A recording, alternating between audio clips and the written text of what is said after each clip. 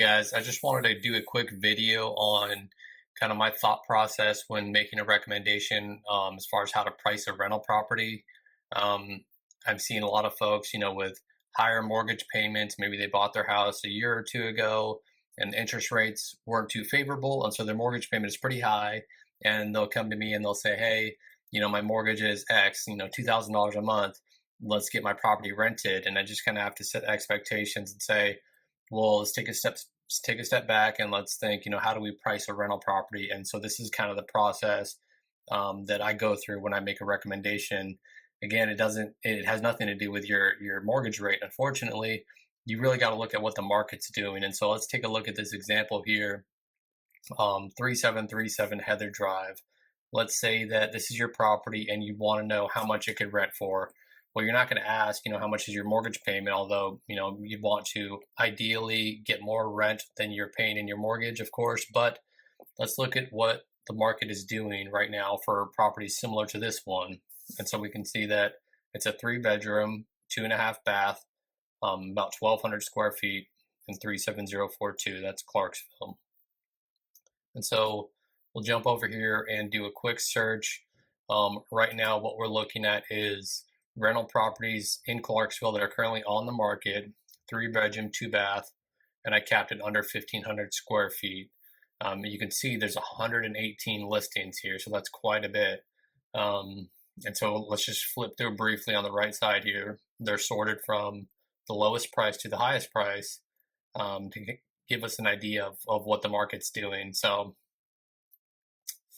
we see on the low end, we've got one for 1,300. That's the bottom line. All the way at the bottom, we've got someone looking for 2,600. That's probably a furnished rental if I had to guess. I can't imagine why someone would want to price it so high, but who knows? So from 1,300 all the way up to 2,600, that's what the market is asking for. Now, these are active rental properties, and I like to look at these because if you're a potential renter right now, which is who you're trying to attract, is people renting a home right now or looking to rent a home right now, they're going to look for 3-bedroom homes in Clarksville, just like I did, and they're going to see all of these options. And so all the way down here, the lowest price one, 3-bedroom, 2-bath, $1,300 a month. Okay, let's flip through this. Yeah, maybe it's not as nice or updated as my home that I'm trying to get rented.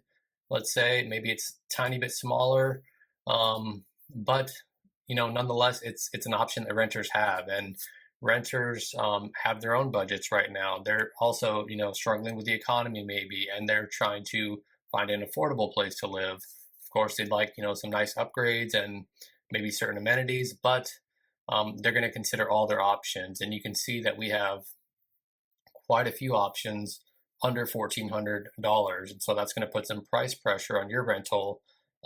If you want to price it maybe at $15,000, you have to take into consideration that there's a number of rentals out there under $1,500, and so this is your competition. This is your active competition for your rental property. So if you're hoping to price it at maybe $1,700, let's say your mortgage is $1,700, you have to scroll all the way down here.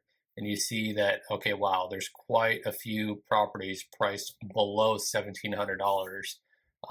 Maybe some equal, less, or even more, higher quality than your property. So you really can't, base your expectations on what you're paying in your mortgage. You really have to look at what the market is doing and consider how many other rentals are available at or below your desired rental rate. And so if I'm looking at this property, I'm going to say that, okay, 3-bedroom, 2-bath, under 1,500 square feet.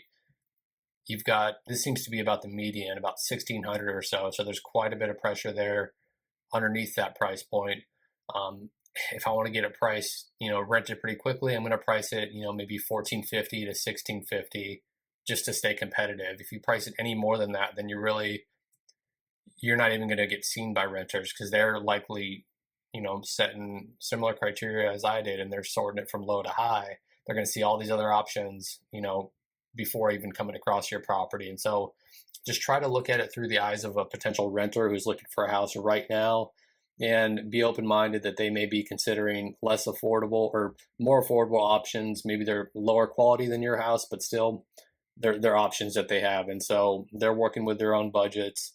Um, so really when pricing your property, just consider the competition more so than what you're paying in your mortgage, because that's gonna help you, set expectations and, get your property rented quicker. Because if you don't listen to the market and you say, hey, well, my mortgage is 1,700, I'm just gonna go ahead and price it there because that's what I, think I need. It's likely just never gonna get rented at that price because you have so many options below that. And so it's better to just listen to the market rather than having your house sit vacant for 1, 2, 3 months and then having to drop the price anyways. So that's my 2 cents. Hope that was helpful. I'll talk to you guys soon.